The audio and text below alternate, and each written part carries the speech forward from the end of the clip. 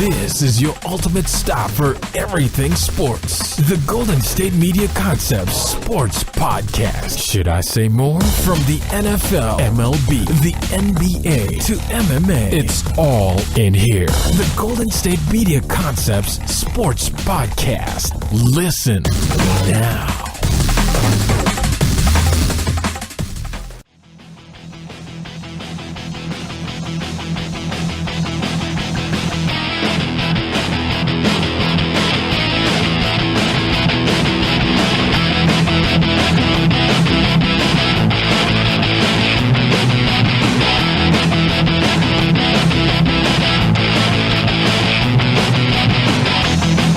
Alright, and welcome to the GSMC Sports Podcast. This episode is brought to you by the GSMC Podcast Network, and as always, I am your host, Jesse Tapia.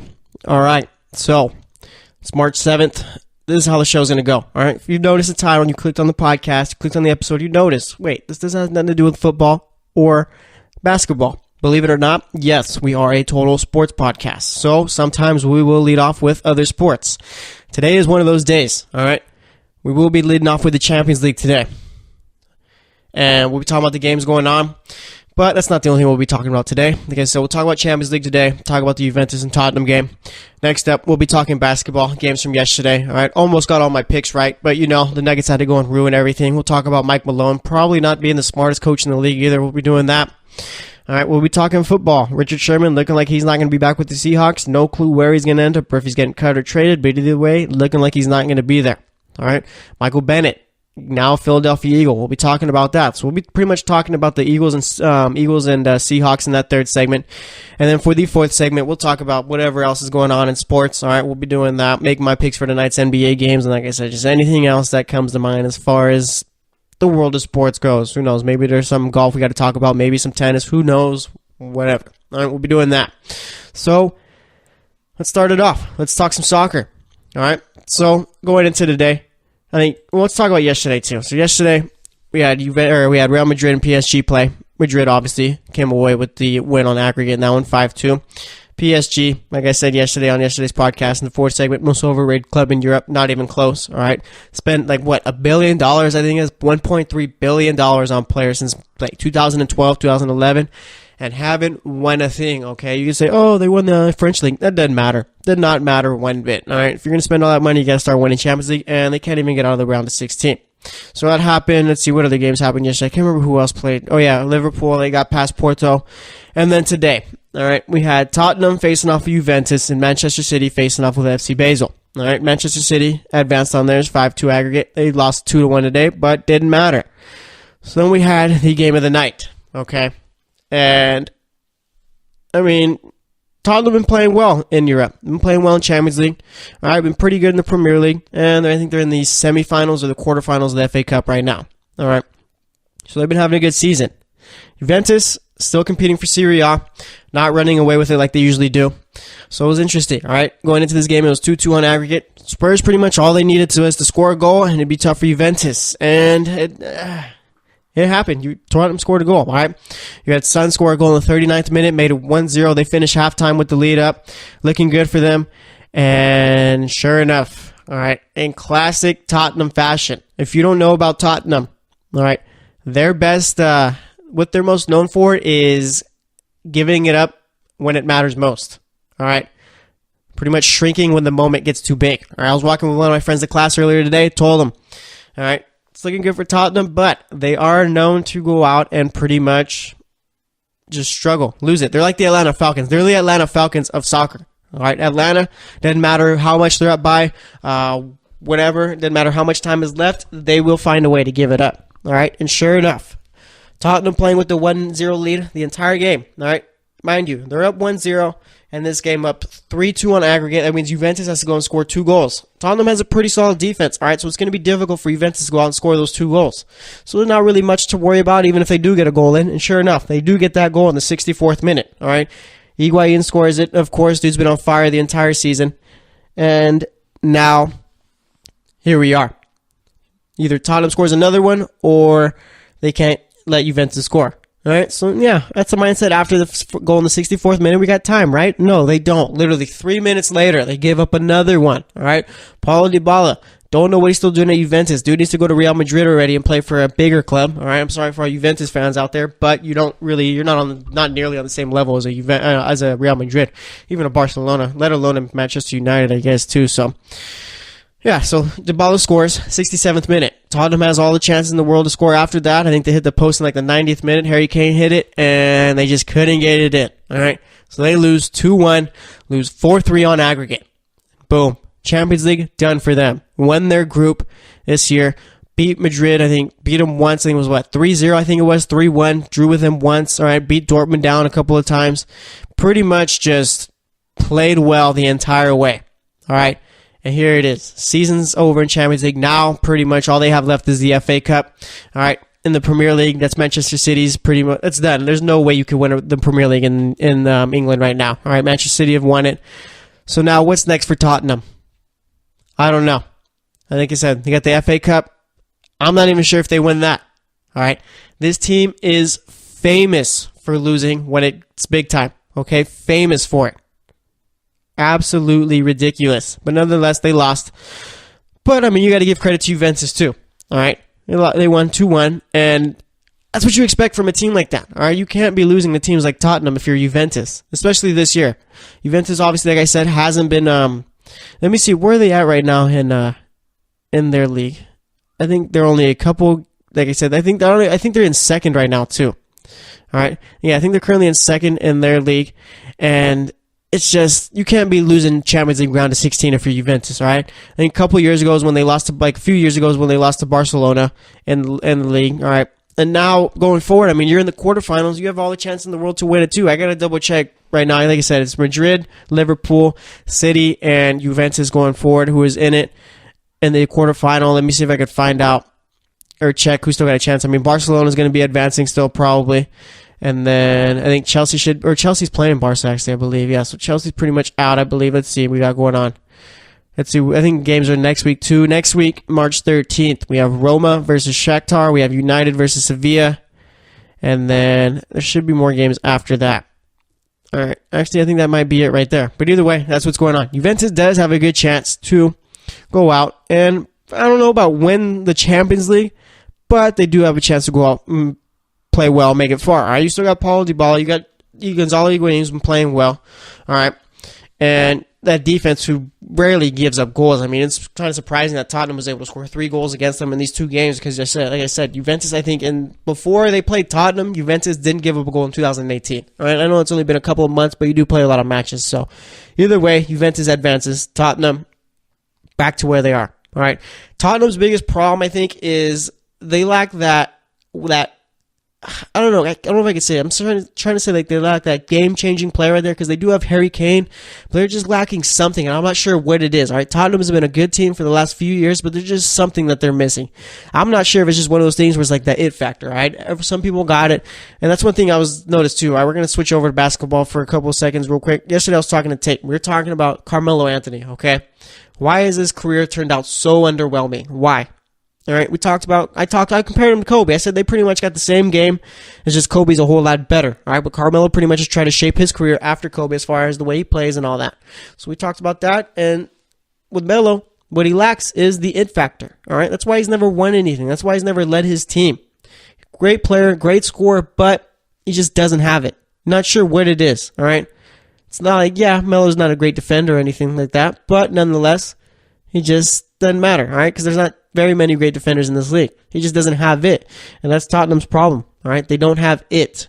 They haven't had it in ever. You don't have that one player or whatever to go out and take over a game for you. Yeah, Harry Kane can score goals, but it's just, I don't know. There's just something missing with that club.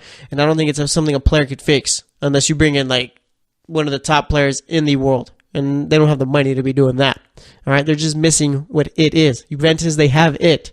All right, they're able to come down and score 2 goals when they need to because it's just what good teams do. It's what the big teams do, all right? And that's one thing. That's one thing I'm starting to realize, too, with Tottenham. Yeah, they have a great team. Yeah, they're going to compete for top 4 in the Premier League. Yeah, they're going to play well in the Champions League, but when it comes down to it, they're just not going to have the it factor there, all right? They're never going to be able to get it done. So, hats off to Tottenham, hats off to Juventus. As for Tottenham, like I said, you got the FA Cup coming up, and I mean, that's all they got left. You're not winning the Premier League. The domestic cup is over, so we'll see how it all ends up. But as for who's the favorite in Champions League right now, I guess you got to say it's either Real Madrid or Barcelona, and probably Barcelona then Madrid. All right, Juventus, I don't really see them winning it. You still got Bayern Munich, who's still in it. All right, Bayern Munich's a sleeper team. All right, no one's really talking too much about them. They are a sleeper team, but I mean, we're gonna have to wait and see how it all ends up. Right now, Barcelona's the team to beat, by far one of the better teams in the Champions League right now. I'd say it goes right now, Barcelona, Madrid, and Bayern. You might even put Bayern ahead. All right, but I mean, we'll see how it all ends up. Let's see. Did Bayern play? When did Bayern play? They haven't played it yet, so I think that's going to be the next couple weeks when they play. But either way, or was it past couple weeks? Either way, all right, the favorites are Barcelona, then Bayern Munich. So it's going to be interesting to see how it all plays out for everything. All right, Champions League, probably best tournament in the world. We got the World Cup coming up. Real excited about the World Cup, too. People are still picking Brazil to go out and win the World Cup, and we're just going to turn this into an entire soccer segment. But people are picking Brazil. There's a lot of them picking Brazil to win the World Cup, and I don't know how I feel about that. All right. Yeah, Brazil probably has the most talented team, but you're going to have a Neymar coming off of a recent injury by the time the World Cup comes. All right. And I think right now my pick would be Germany. All right. Germany is the most deep team in the World Cup. All right. Have the best, I don't know about best all around players, but they do have enough to where you sub a player off, you're not really going to be hurt by it. All right. You got France, but with France, I don't really trust France. Okay. France, they have all the talent in the world, but there's always just some problem that happens at every World Cup. All right. Last World Cup, I mean, they didn't even make it that far, I don't think. Who would they lose to in the last World Cup? I don't even think they made it to the semifinals. They have talent to make it to the semis. 2010, I think the players were protesting the coach or something like that. Big old problem. And let's see, who else should be a favorite? Spain, I don't really like. Spain has a great team, but they don't have any good forwards. All right, you got Morata. He's not really doing too well with Chelsea this year. All right, like I said, you can't score with midfielders and defenders. So I think Germany right now would be my favorite. All right, but we'll see. We'll talk more about the World Cup by the time it gets here. But that's all I had to say right now about today. Wanted to talk about the Juventus and Tottenham game starting up. Do something a little bit different, all right? For all you guys who expect NBA or football all the time coming up, yeah, we'll do that for most of the time. But we got soccer fans too, so we're doing that. But like I said, that's going to wrap it up for this segment. Next up, I'm going to be talking about yesterday's NBA games, which was Tuesday, so we'll be doing that, talking about how the Nuggets failed me. Could have got every pick right, but since they lost, I didn't. Like I said, third segment, we'll be talking Michael Bennett to the Eagles. We'll be talking Richard Sherman possibly leaving the Seahawks, and pretty much talking about both teams. And then for the fourth segment, talk about whatever else is going on. So stay tuned, and we will be right back. Are you looking for the very best NFL and college football podcast? Then check out the GSMC Football Podcast. Get the latest football news both on and off the field. From the NFL Draft to trades to the rumor mill to the NFL Combines. They got you covered. That's GSMCpodcast.com/football-podcast. Get updates on college rivalries, game day insights, and much, much more. It's football talk the way you want it. This show eats, sleeps, and breathes football. Don't forget to like them on Facebook and follow them on Twitter. Visit GSMCpodcast.com for more info.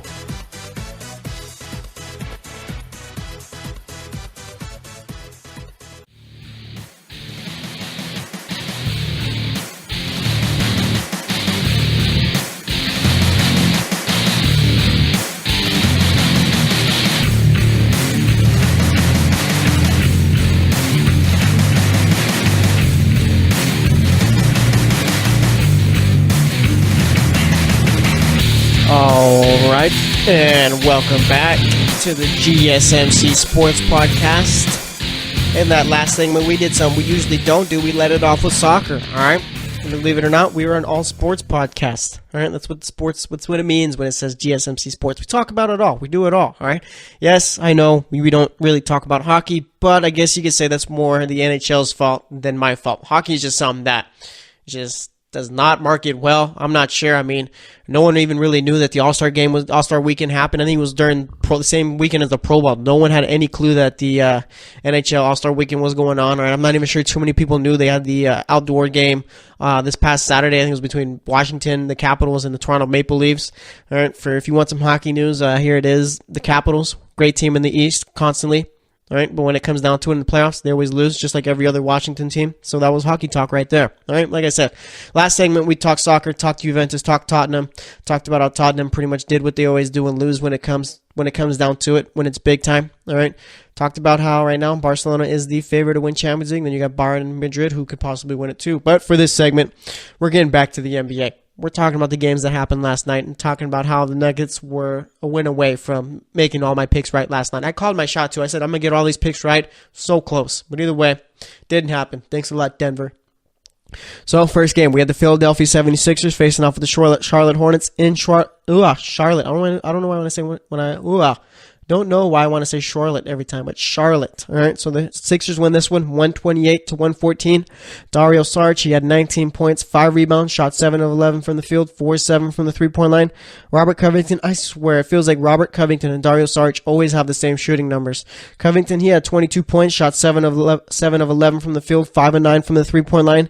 Joel Embiid had 18 points, 5 rebounds, 4 assists, shot 8 of 16 from the field. Ben Simmons had 16 points, 13 assists, 8 rebounds, shot 8 of 9 from the field.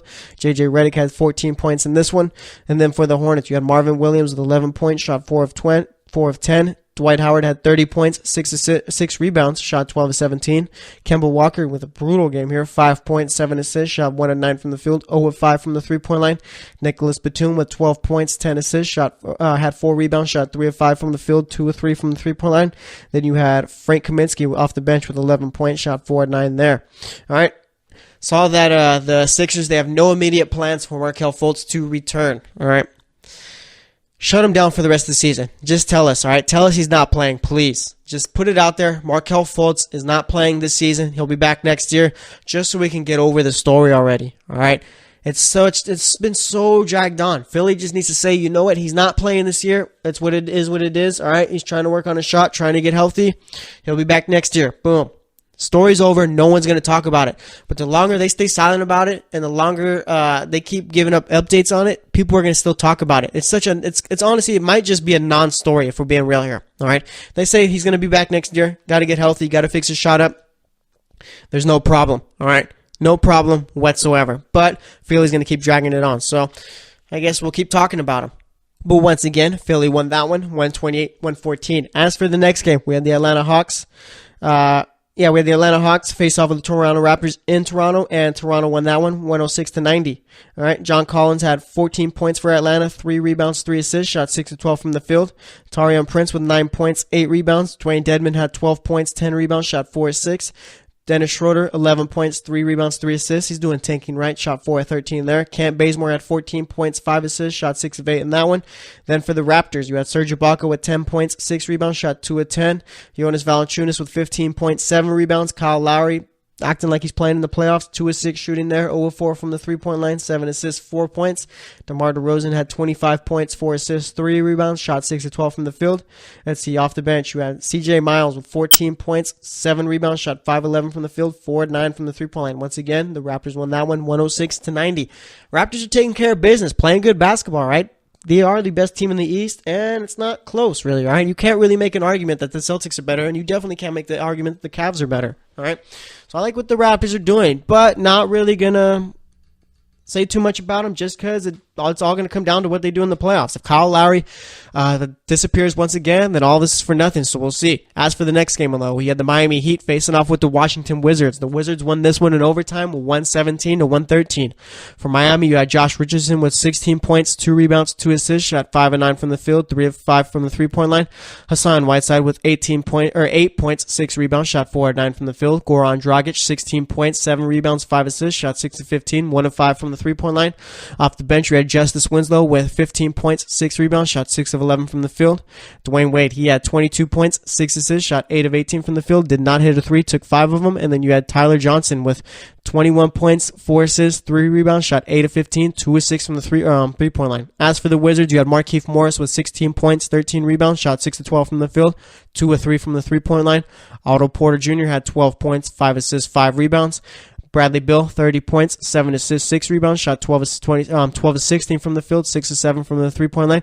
Tomas Satoransky, 19 points, 7 assists, shot 6 of 12 in that one. Let's see, you had off the bench Kelly Oubre with 14 points, shot 3 of 8 from the field, 2 of 6 from the three-point line. The Wizards kind of, I don't know, the Wizards are so weird. How do you lose your best player and play better without him? That doesn't make sense to me. It's either John Wall just hurts that team to the point where they can't play well with him, or they're just, I don't know, they're just really motivated and saying, you know what, people are counting us out without John.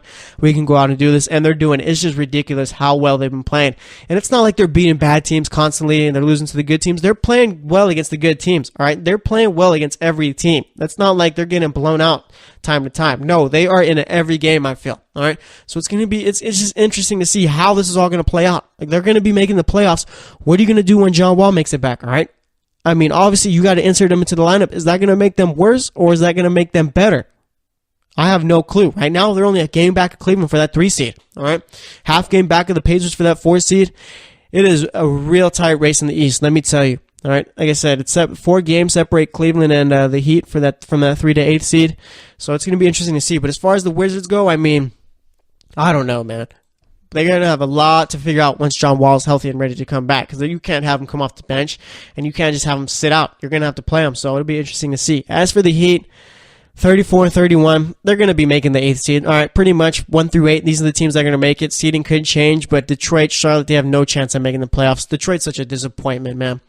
But either way, yeah, the Heat, just get ready for the playoffs. Hope you can upset the Raptors or the Celtics, I guess. That's all they got going for them. Maybe you can move up a bit. They're only a half game out of the 7th seed and 2 games back of the Sixers for that 6th seed. So we'll see what ends up going on there. As for the next game, we have the Houston Rockets facing off with the Oklahoma City Thunder, and no surprise here, Rockets won this one, 122-112. For the Rockets, you had PJ Tucker with 10 points, 6 rebounds. Trevor Ariza had 15 points, 3 rebounds, shot 4 of 8 from the field in this one. Clint Capella with 10 points, 3 rebounds. Chris Paul had 25 points, 5 assists, 4 rebounds, shot 7 of 14 from the field, 5 of 6 from the three-point line. James Harden had 23 points, 11 assists, 5 rebounds, shot 8 of 13 from the field. Then off the bench, you had Eric Gordon with 14 points, 5 rebounds, shot 3-7 from the field, 3-6 from the three-point line. All right. As for the Thunder, you had Carmelo Anthony, 23 points, 4 rebounds, 8 of 18 shooting from the field, 4-10 from the three-point line. Paul George, 17 points, 5 assists, 4 rebounds, shot 7 of 16 from the field, 2 of 8 from the three-point line. Russell Westbrook had 32 points, 4 rebounds, 7 assists, shot 15 of 27 from the field, did not hit a 3. Steven Adams, he had 16 points, 8 rebounds. All right. I saw a stat, very intriguing stat from the TNT crew during that game. All right. I think the stat was, I don't know if it was that game or it was just a random stat from a different game. But either way, all right, there's a stat. The Thunder are very bad when Russell Westbrook, I think, takes more than 17 shots. When he takes less than 17, they win a whole bunch of games. When he takes more than 17, they lose a whole bunch of games. So Russell Westbrook, he's a great player, but he might just be a teammate killer, all right?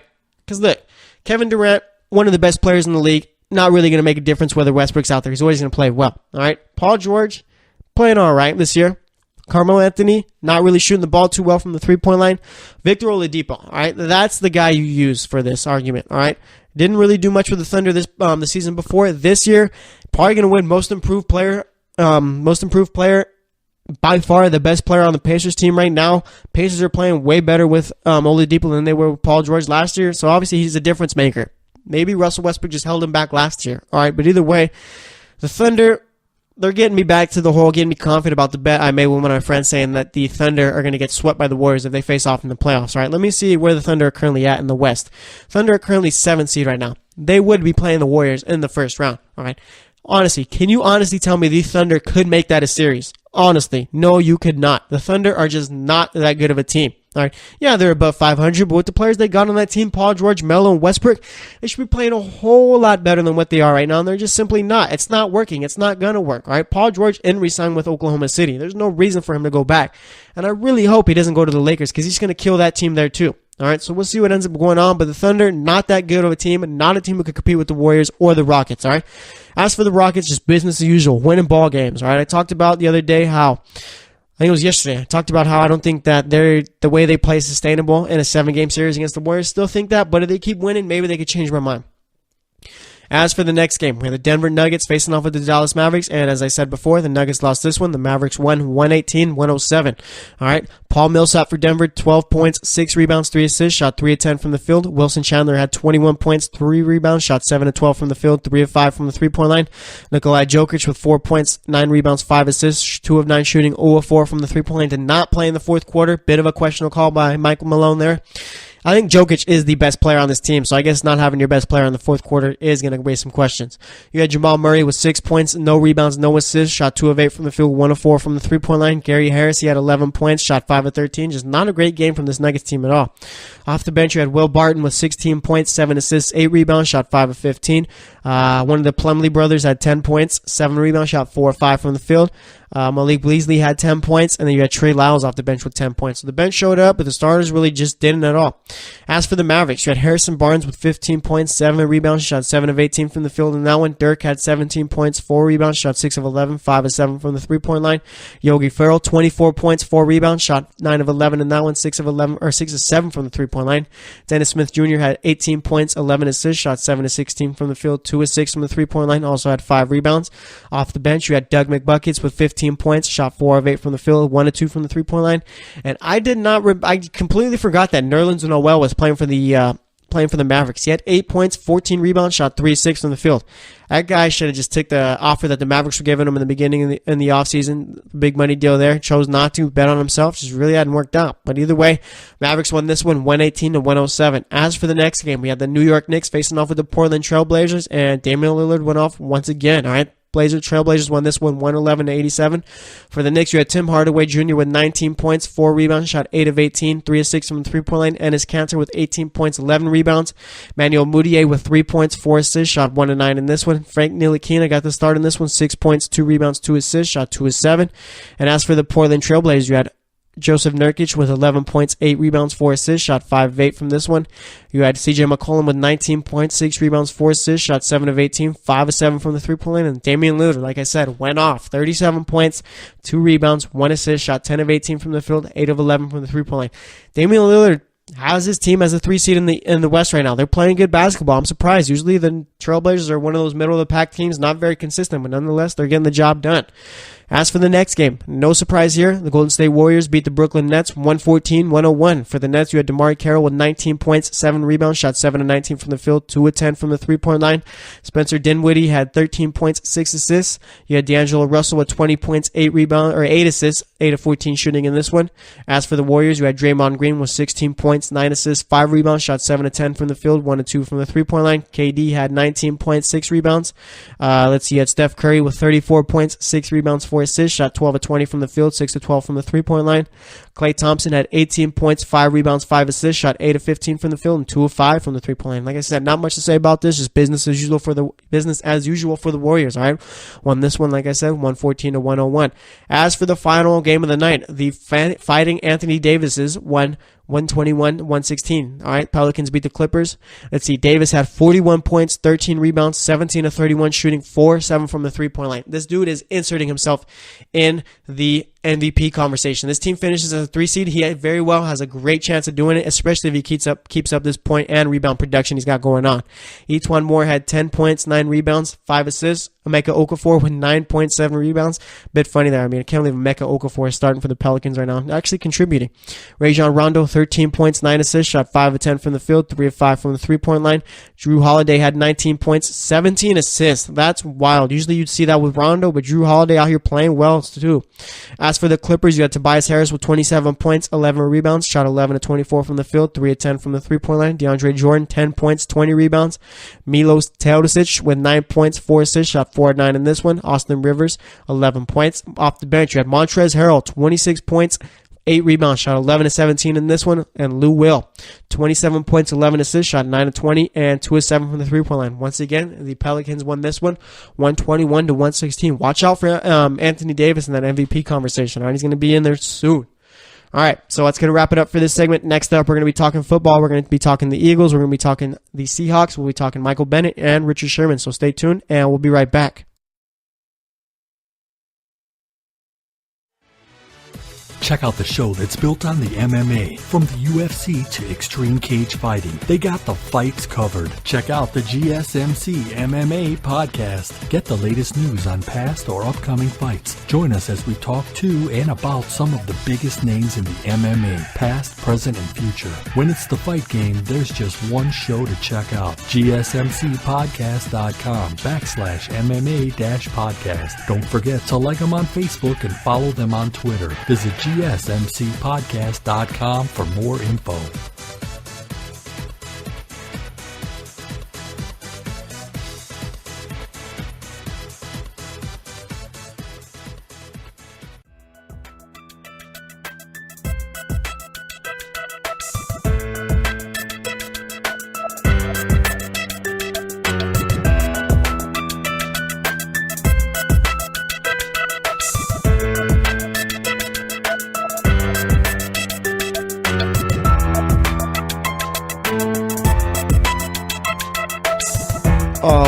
Alright, and welcome back to the GSMC Sports Podcast. So far today we've talked soccer and we talked basketball.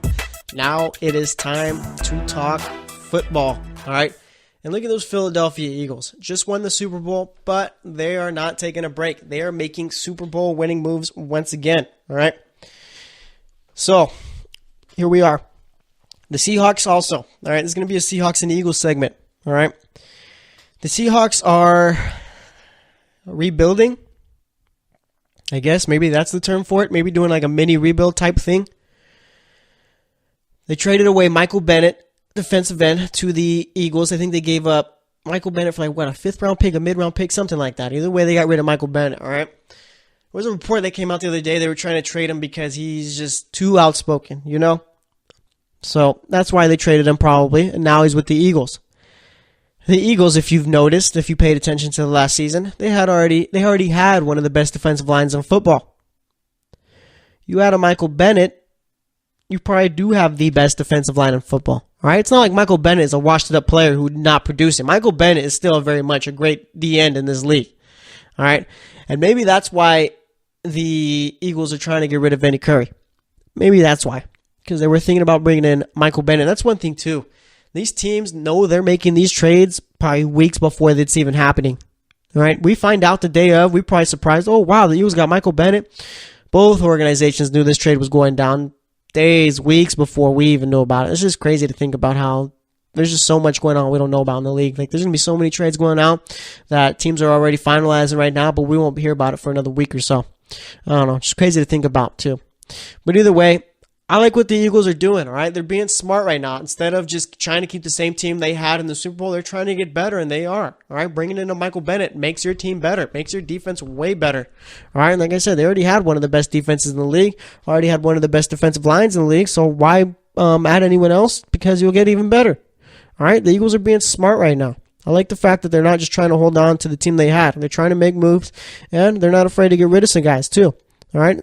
So I like what they're doing there. As far as the Seahawks go, I mean, I don't know. You're getting rid of Michael Bennett. It's looking like they're going to be getting rid of Richard Sherman.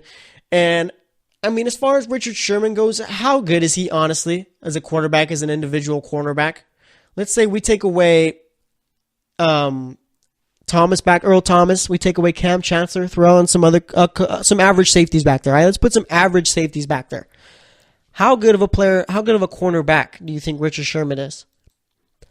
I think that Richard Sherman is a guy who plays well because of the scheme he's in, all right? And that's not really necessarily a knock on Richard Sherman because either way, you still got to have the ability. But like I said, let's just say that we take those two safeties away. Richard Sherman could be getting beat time in and time out, all right? Without them, I'm not even sure if Richard Sherman is a top cornerback in this league.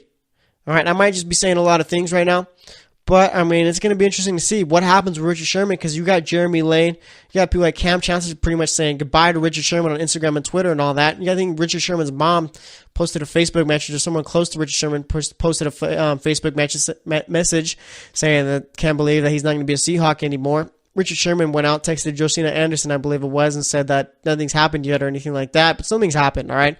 Maybe they're just going to have a meeting to clear it up and figure out whether he's going to be traded or cut. But Richard Sherman will not be a Seattle Seahawk next season. And that's going to be interesting to see where he ends up. He's got to go to a place where, he's a system cornerback, if that makes any sense. All right, he goes to New England. Yeah, he's going to play well because they know how to play to his strengths. You go to a team with a weak safety unit, you're not going to be that good. So it's going to be interesting to see what happens with Richard Sherman. All right. I think he's 30, coming off of an Achilles injury. It's tough for guys that old, especially cornerbacks, to come off of those type of injuries, all right? Dude's got to cut all the time as far as mimicking the wide receivers' routes, following him constantly. Is he going to be able to do it at a high level? I don't know. If I'm a team trading for Richard Sherman, I'm not even giving up a 4th-round pick, all right? I'm giving up maybe 6th-round pick, 5th-round pick at the most. All right, Richard Sherman's just not worth a 1st, 2nd, or 3rd, or 4th-round pick anymore. All right, Marcus Peters, he got a 2nd-round pick and a 4th-round pick. Richard Sherman is just not worth that kind of haul, especially at that age, especially coming off that kind of injury. But what are the Seahawks doing right now? That's one of my questions too. Are they just trying to do a full-on type rebuild, or are they just trying to fix up some holes? Maybe go to the draft a new cornerback, draft a new D end, and look there, or are they just trying to get rid of the voices of that locker room, all right? And that's a possibility. This isn't just the NFL anymore where people stay silent. You got Michael Bennett and Richard Sherman, probably 2 of the loudest players on that team, meaning they're not afraid to voice their opinions. They're not afraid to say what comes to their mind, all right? And I know teams, they're starting to shy away from that a bit. All right? That's why you got Josh Rosen. Josh Rosen's stock is drafting a bit in the on the mock drafts because the dude doesn't stay quiet. All right? I think Michael Lombardi put it, do you want to be a humanitarian or an NFL quarterback? And I think that is just garbage right there. I don't understand why these players can't voice their opinions. It makes no sense to me. Why can't players in the NBA voice their opinions and it's welcome, but players in the NFL can't? All right, I know the answer to that. I'm not going to say it, though. So, yeah, it's going to be interesting to see. But going back to the Eagles, I like what they're doing. You got Jay Ajayi as your lead back. And actually, I'm kind of curious to see what they do with Nick Foles, too. Now it's being talked about more. There's teams kicking the tires on him. There's been teams that have offered stuff for him. Eagles aren't sure if they want to hold on to him for a bit or trade him. If I'm the Eagles, I'm not trading him. You can't trade Nick Foles, all right? At least not till the trade deadline. You're really going to bank on Carson Wentz being ready for week 1 coming off of an ACL injury? Or do you want to say, you know what, Carson, take as much time as you need. When you come back, you'll be the starter, all right? Just be healthy. We'll have Nick Foles coming in and do the work before that. That's one thing, too. I guess that's kind of a possible plan that could backfire, too, because let's say Nick Foles comes out and plays just as well as he did in the Super Bowl. You really going to bench Nick Foles? I guess you could say, yeah, you can, because, we all know what kind of quarterback Carson Wentz is, and it's going to be interesting to see what kind of Carson Wentz actually is coming off that ACL injury. All right, now it's making me think a bit. I don't know. But as far as Nick Foles goes, it seems like the Eagles are trying to get what they got for Sam Bradford type right there, a 1st and a 4th round pick at the very least. That's the minimum. And if I'm a team trying to trade for a quarterback, I'm not giving that up for Nick Foles. I don't care that he won a Super Bowl. All right, Nick Foles, let's be real, played from week 15 around there to the Super Bowl. Let's see, week 15, week 16, week 17, divisional round, championship round, Super Bowl. That's about 5 games right there. All right. Believe it or not, we play 16 games in the regular season. Do you think Nick Foles can go out and play that well for 16 games? All right. Do we even think that Nick Foles is better than Blake Bortles? Honestly, think about it. All right, think about it. Is Nick Foles a better quarterback than Blake Bortles? If you're thinking about it, then chances are you probably wouldn't be giving up all those picks for a guy like Nick Foles. All right, would you give up a 1st and a 4th round pick for Blake Bortles? Definitely not. Wouldn't even give up a 1st round pick. All right. The Eagles are lucky right here because they got a guy who just won the Super Bowl. His value is all the way up right now. There's going to be some GM that's like, you know what? We can pull this off. Nick Foles will be a good quarterback here. We can make it happen. And he's going to give up a king's ransom for Nick Foles. Me, like I said, I wouldn't. If I was the Browns, would I give up some of my picks that I have? Definitely not. All right. Maybe Nick Foles ends up with the Arizona team. All right. Maybe he ends up over there. That's probably the best fit for Nick Foles and for Arizona. You got Larry Fitzgerald, you got David Johnson, and you got a solid defense. All right, pretty much what Philly had, except what Philly had was better. But that's like a prototypical team where Nick Foles can go out and succeed. So it's going to be interesting to see what happens there. But like I said, I really like what the Eagles are doing right now. All right, not staying put, not pretty much waiting until the draft, and not trying to keep the players they got now, the same team. They're trying to improve. All right, this makes them gives them an even better chance to go out and repeat as Super Bowl champions. As of right now, I still say that they are the best team in the NFC. Let me see right now what we got going on the East. They're definitely best team in the NFC East. All right, NFC North, I'll take them over the Vikings, over the Packers, over the Lions. NFC South, I'll take them over all those teams. NFC West, I don't know. You got the Rams and Saints as of right now are probably the two biggest teams that are the biggest threats to the Eagles right now. But the Saints, you got Drew Brees, you got Mark Ingram, Alvin Kamara. Probably going to be getting Jimmy Graham back too, right? Looking like Jimmy Graham could make his way back to New Orleans. That's what it's been seeming like. Those are the rumors going on there. Jimmy Graham back in New Orleans could elevate or jumpstart his career again, right? Obviously, the whole thing with Seattle didn't really work out. He did show flashes, was productive, but just wasn't as good as he was in New Orleans, all right? Let's say he goes back to New Orleans and becomes the same player. New Orleans very well might be the best team in that conference. All right. As far as the Rams go, they traded for Marcus Peters. They're also trying to get better. I like exactly what they did. All right. Going to be Sean McVay's second year, Jared Goff's third year. Jared Goff had one great second year as a quarterback. You got Todd Gurley, who was one of the best running backs in the league. All right, you bringing back LaMarcus Joyner. That secondary is going to be pretty good. Defensive line is already stacked. Linebackers, you traded Alec Ogletree to the Giants. Oh, yeah, by the way, Alec Ogletree got traded from the Rams to the Giants for draft picks. The Rams got to be having some type of move up their sleeve that they're going to be making. They're clearing a lot of cap space here, all right? Trading away Robert Quinn, letting Sammy Watkins go, bringing back LaMarcus Joyner, and getting rid of Alec Ogletree. They have to have some type of move they're trying to make. All right. Not sure what it is, but it's one of those things, like I said, all right, they know what they're doing. They've known for weeks what they're trying to do, but we'll never know. So it's going to be interesting to see how the NFC plays out. NFC is going to be a stacked conference, let me tell you, right? You get the Cowboys, who I think are going to be a 10, 11 win team. Giants could very well be a team that's 8, 9 win team. Eagles are the favorites in the NFC right now. Washington could be a decent team depending on how Alex Smith plays. NFC North, you got Detroit, who I think is going to be a possible playoff team. Green Bay. When you got Aaron Rodgers out there, you can do whatever you want. Minnesota is a Kirk Cousins away from being back in the NFC Championship again. All right, like I said, Chicago's going to be a nice little decent team. NFC South, you got 4 teams who could be competing for playoff spots. You got the Falcons, obviously, Matt Ryan, Julio Jones. Hopefully, Steve Sarkisian figures out how to run an actual offense. Carolina Panthers has a playoff team last year. Cam Newton played well. Maybe he could do it again this year. Like I said, Saints probably the second best team in that conference. As for the Bucs, maybe Jameis Winston could take that next step. If he does, that's a possible playoff team too. And as for the NFC West, that could very well be the best division in football also. You got the San Francisco 49ers with Jimmy Garoppolo coming into his first full season as a starting quarterback. Like I said, the Rams probably the third best team in that conference. And then you got the Arizona Cardinals, who are a quarterback away from competing, and the Seattle Seahawks. That's one team that I'm kind of iffy about right now. I'm not really sure what their plan is. All right? You're getting rid of Bennett, you're getting rid of Sherman, but what are you doing to replace them, and what are you doing to get better? All right, maybe they're just going to go through the draft and try and do it there, but I'm not too sure. So, I don't know. Going to be interesting to see. But either way, Philly's got to be the favorites in the NFC once again right now. I know it's early. I know the draft hasn't happened. I know we still haven't hit free agency, but Philly's making moves right now, so it's going to be interesting to see how it all plays out. But that's going to wrap it up for this segment. Next up, we'll be talking about whatever else is going on in the world of sports and making my picks for tonight's NBA game. So stay tuned, and we'll be right back.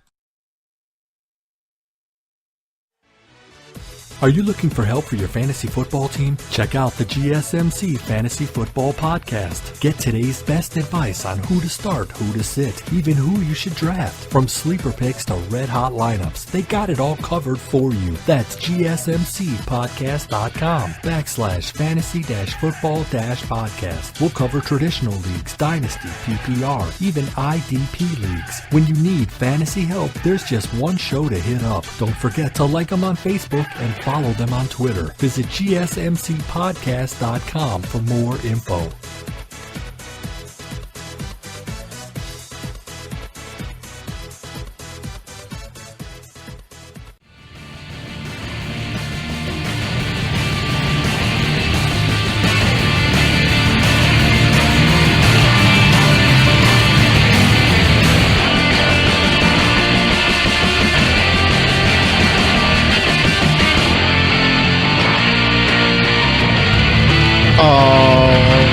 And welcome back to the GSMC Sports Podcast. So far today, we've talked soccer, we've talked basketball, and we've talked football. All right, so that's how the shows went. For this segment, we're going to talk a bit about Kawhi Leonard. Probably going to be back, said the pain is fading. Talk about what that means for the Spurs, and if it really just means anything as in the bigger picture, grand scheme of things, I guess, for this season. All right, so we'll be doing that. I want to talk a bit about the quarterbacks in the draft, just give some thoughts, just anything that's running through my mind. And then we will be talking or making my picks for tonight's NBA games as we always do. All right, so that's how this segment is going to go. So let's talk Kawhi. All right, Kawhi said that the pain is fading. All right, he's going to be returning soon, but does that really mean anything? Kawhi coming back? Like, honestly, does Kawhi coming back make us think that they have a shot against the Warriors or Rockets? I don't think so. All right, unless Kawhi comes back and, I mean, he elevates his team big time and he's playing extremely well and they're winning games and winning games big. I mean, there's just really nothing about it that makes me excited or anything like that. I mean, maybe if the Spurs had Kawhi throughout the season, he was playing, they were playing good basketball, maybe, I mean, they'd have a chance. But as far as just Kawhi coming back in March and all that and just being back, I don't think it really changes anything. Maybe it just brings the Spurs back to the 3 seed, but either way, that they're going to be getting bounced in the Eastern or Western Conference semis, I believe. All right, I just don't think even with Kawhi, they're good enough to beat a team like the Rockets or even come close to beat a team like the Warriors. I just don't think it's happening. So as far as Kawhi coming back, yeah, it's cool. Yeah, it's a good story. And I don't know. I just don't really think it matters much. All right, Kawhi Leonard, dude's been top 3 MVP in the MVP race the last few years, and that's just crazy to hear. Like, just crazy to think about. Kawhi Leonard's coming back, but I just don't care. It doesn't matter. It's not going to make a difference. It just won't. So that's all I really want to say about that. I mean, the West, you got the Pelicans, you got the Trailblazers, you got the Nuggets, the Timberwolves, Thunder, and all those guys. But, I mean, really, what are they playing for right now? Honestly, what do you think they're playing for? You really think any of those teams think they could beat the Rockets or Warriors? I'm sure Anthony Davis probably thought he could when he had Boogie there. Obviously, he said it. But, I mean, honestly, the Thunder have no shot whatsoever, all right? That's one thing about the Thunder, too. Specifically speaking about Carmelo Anthony, we mentioned in the first segment how he doesn't have the it factor, and it's true. The guy just was never a truly accomplished player, all right? Never really did too much, I guess, if that's fair to say. All right. Yeah, people say, oh, he won Olympic gold medals. You could have put me on that team and we would have won a gold medal. All right. He made no difference on that team. You put me on that team, we win. All right. Put me on the team with LeBron James and all those guys. I don't even need the ball and we'll win. Carmelo did not make a difference on those Olympic medal teams, so we got to stop with that whole argument too. All right. Carmelo Anthony, yeah, he's a great player, but he's just a player who had a really good NBA career. All right. Good enough to make the Hall of Fame, I guess, but I mean, I don't know. I've never really been too fond of Carmelo Anthony, the player. Just thought he was a bit overhyped. Never really accomplished much. Never really made his teams better. Like, at least with Kobe, I wouldn't go out and say that Kobe made his teams. I guess you could say Kobe did make his teams better, right? I gotta be careful what I'm saying because I know Kobe fans. They'll go at you real quick. Right? So I gotta make sure I keep people listening to the show. But Kobe was weird. All right, Kobe was. I don't know how to describe Kobe. He's just pretty much like a version of Carmelo Anthony, but just better defensive player and just scored better too. I don't know. It's just that mentality maybe is what made the players around him better, but it's just like they're night and day. Right? Kobe Bryant, he has that it factor. He's the reason why those Laker teams won all those championships. Right? Yeah, it's Shaq and all that, but I mean, if you look at it, Shaq never really won much unless he had a star player around him. All right. But, yeah, it's just there's a huge difference between Kobe and Melo. Melo was more just, like I said, just the guy who built himself a nice NBA career. All right, going to make the Hall of Fame because he's high in the scoring list and won a couple of Olympic gold medals. But let's say that Carmelo is like top 50, is like 45 through 50 on this all-time scoring list. Does Carmelo Anthony make the Hall of Fame? Does he? All right. I don't think so. But, I mean, there's no ifs. So he's going to be a Hall of Famer and all that, but it's just something about Carmelo Anthony I just never really understood. But either way, all right, what else were we talking about in this segment? I forgot. I completely lost it. What were we supposed to talk about? We were supposed to talk about Kawhi Leonard. I lost my train of thought talking about Melo and Kobe. Wild. All right. But yeah, it's going to be interesting to see how it all ends up. As for the Spurs and all that, doesn't really make a difference. He's not really going to be doing too much there. All right, Jerry Jones had to reimburse the NFL for $2 million in legal fees. Shout out Jerry Jones there. I'm sure that's not really making a dent in his pocket. We had something to talk about. Why am I completely drawing a blank? I don't know. We're drawing a blank here. But either way, like I said, Spurs and Kawhi is not really making a difference, I don't think. Let's see what we got going on in the NBA games going on tonight. Oh, I want to talk about the Lakers too. They put up, one fan put up a billboard in LA talking about forget the process. We win championships here. When was the last time the Lakers won a championship? All right, we gotta stop holding on to the past. Yeah, they won it. 2010 was the last time, 8 years ago. That's true. Philly didn't really known for winning championships. What is Philly known for as an NBA team? Julius Erving, Dr. J, at Charles Barkley for a bit. I don't even think of the Sixers when I think of Charles Barkley too. I think of the Phoenix Suns.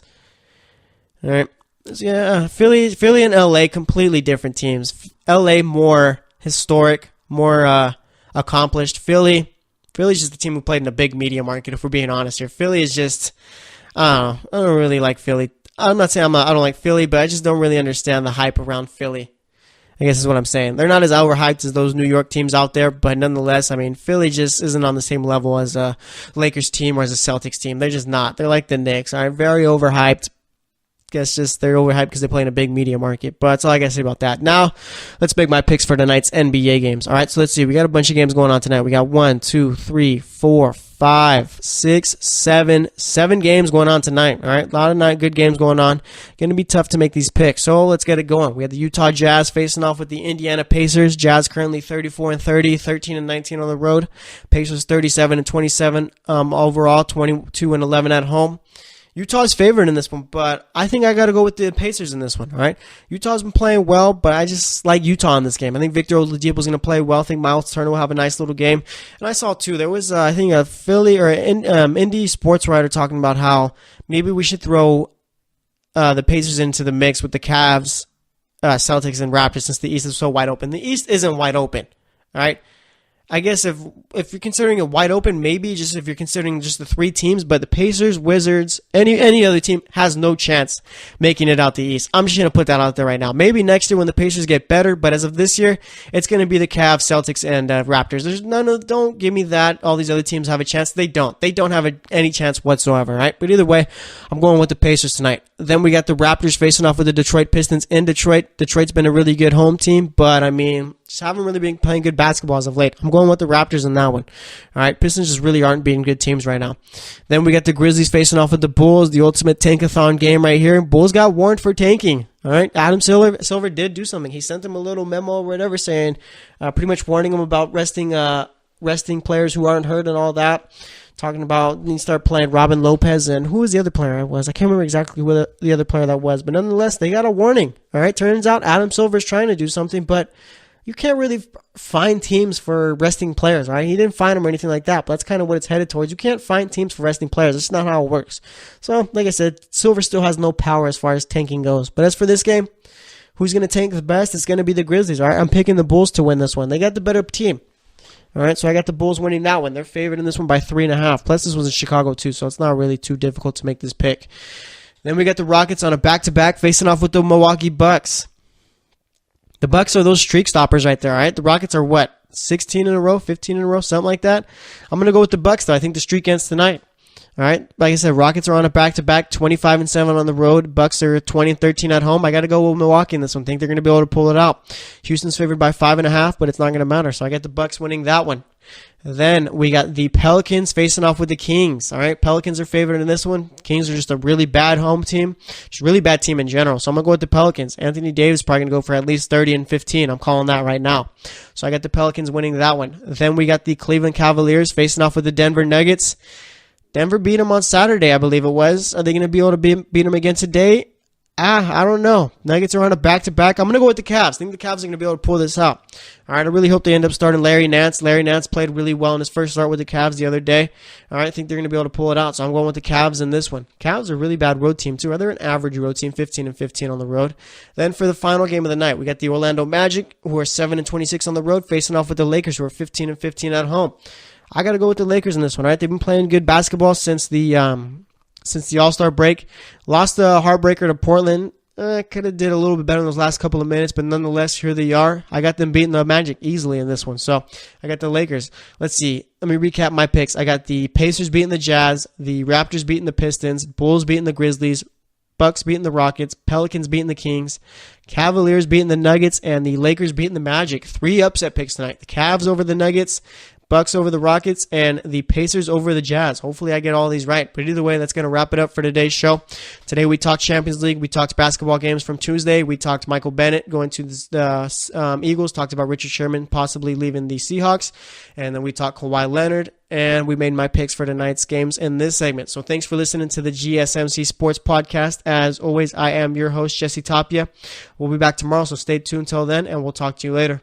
You've been listening to the Golden State Media Concepts Sports Podcast, part of the Golden State Media Concepts Podcast Network. You can find this show and others like it at www.gsmcpodcast.com. Download our podcast on iTunes, Stitcher, SoundCloud, and Google Play. Just type in GSMC to find all the shows from the Golden State Media Concepts Podcast Network, from movies to music, from sports to entertainment, and even weird news. You can also follow us on Twitter and on Facebook. Thank you, and we hope you have enjoyed today's program.